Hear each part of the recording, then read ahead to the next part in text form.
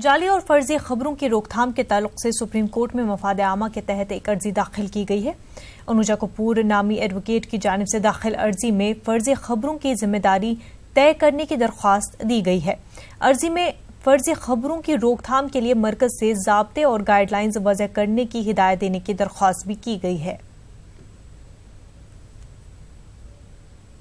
पाकिस्तान का आधुनिक विमान F-16 को भारतीय एयरफोर्स के जवान ने मार गिराया था। वो मार गिराने के बाद भी वो पाकिस्तान अपने उस विमान के मलबे को पहचानने से इनकार कर रहा है। इसकी भी दो वजह है, क्योंकि पाकिस्तान अपनी फजीहत अंतर्राष्ट्रीय स्तर पर नहीं कराना चाहता है, पहला कारण। और दूसरे कारण की अगर बात करें तो दूसरा कारण ये है कि जब अमेरिका द्वारा पाकिस्तान को F-16 विमान दिया गया था तो उसके बीच में आपस में दोनों देशों के बीच में एक कॉन्ट्रैक्ट हुआ था कि इसे सिर्फ युद्ध के समय में आप प्रयोग कर सकते हैं और बिना युद्ध के वक्त में अगर प्रयोग करते हैं तो इस बात की जानकारी औपचारिक तौर पर आपको अमेरिका को देनी होगी, लेकिन पाकिस्तान ने नहीं दी। तो यहाँ पे दो ये समझौते जो हुए, दोनों का गलत तरीके से प्रयोग किया गया।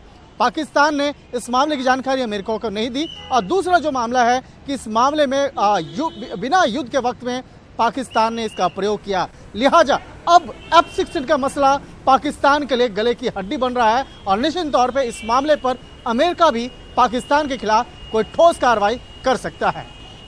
वीडियो जर्नलिस्ट सोनू मंडल के साथ शंकर आनंद, न्यूज़ 18 दिल्ली। कर्नाटक वक्फ बोर्ड इंतखाबात के लिए गुलबर्गा में भी पोलिंग की जा रही है। दोपहर 1 बजे तक 80% से ज्यादा पोलिंग हो चुकी है। गुलबर्गा डिवीजन के तहत आने वाले 6 अजला के वोटर्स के लिए एसी ऑफिस गुलबर्गा में पोलिंग मरकज कायम किया गया है।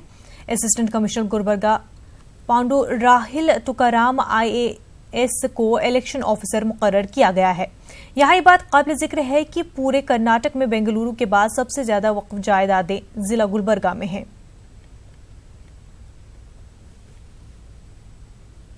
और मैं तमाम लोगों से गुजारिश यही करता हूं कि आपको एक बेहतरीन मौका आया हुआ है कि आप ये मत समझिए कि गुज़श्ता जो भी जिम्मेदार थे स्टेट वक्फ बोर्ड के उस अंदाज से कि लास्ट टाइम ऐसा किए थे वैसा किए थे, आप ऐसी चीज़ों को ध्यान मत दीजिए।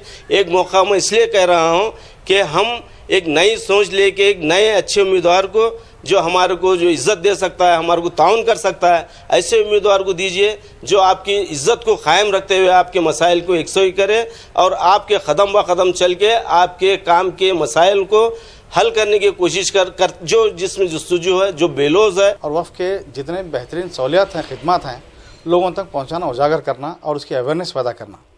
बहैसियत मैं खुद एक दरगाह का जो है मुतवली सज्जादा भी हूँ और एडवोकेट भी हूँ और वफ़ का क़वानीन को मैं जानता हूँ। और कई एक ऐसे हमारे मुतवलीज़ हैं जो उनको इल्म तक नहीं है, नॉलेज तक नहीं है, उनको सही एक प्रोग्राम के तहत उनको अवेयरनेस प्रोग्राम कंडक्ट करना और उनके अंदर जो है वफ़ की अहमियत और उसकी अफादियत और उसकी अमलाक को जो है बचाने के मुख्तलिफ मशवरे और तरकीबें निकाल के और यहाँ के लोगों के सारी रियासत में जो है ये वफ़ का जो है यानी फलाही और डेवलपमेंट काम करने का मेरा इंटेंशन है। 9 बजे से 4 बजे तक है। इसका उम्मीदवार क्या है बोले तो 14 आदमी इसमें ठहरे हुए हैं, तो क्या वोटर्स 215 है डालने। उम्मीदवार क्या है मालूम है, 215 जने हैं वोटर्स इसके अंदर। JDS के सीनियर लीडर जफरुल्लाह खान कर्नाटक अक़लियती तरक्याती कॉरपोरेशन के नए चेयरमैन मुंतखब हुए हैं। बेंगलुरु में जफरुल्लाह खान ने अपने ओहदे की जिम्मेदारी संभाल ली है। सिटी जामा मस्जिद के खतीब इमाम मौलाना मकसूद इमरान की दुआएं कलिमात के बाद जफरुल्लाह खान ने अपना ओहदा संभाला। इस मौके पर वजीर अक़लियत बहबूद ज़मीर अहमद खान, साबिक़ वजीर रोशन बेग, तनवीर सेठ और दीगर ने KMDC के दफ्तर पहुंचकर जफरुल्लाह खान को मुबारकबाद पेश किया। नई जिम्मेदारी मिलने पर जफरुल्लाह खान ने JDS के सरबराह HD देवगौड़ा, वज़ीर आला HD कुमारस्वामी का शुक्रिया अदा किया। नए चेयरमैन ने कहा कि वो KMDC के जरिए अक़लियती तबके की फलाह बहबूद के लिए हर मुमकिन कोशिश करेंगे।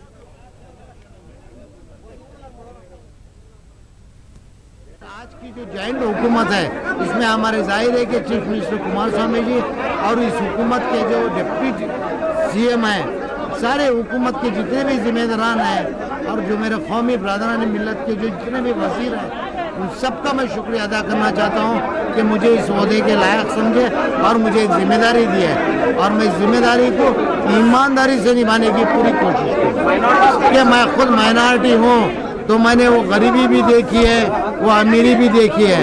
मुझे जिंदगी का हर चीज़ का यानी एक एहसास, एक तजुर्बा है और उस दर्द को मैं महसूस कर सकता हूँ।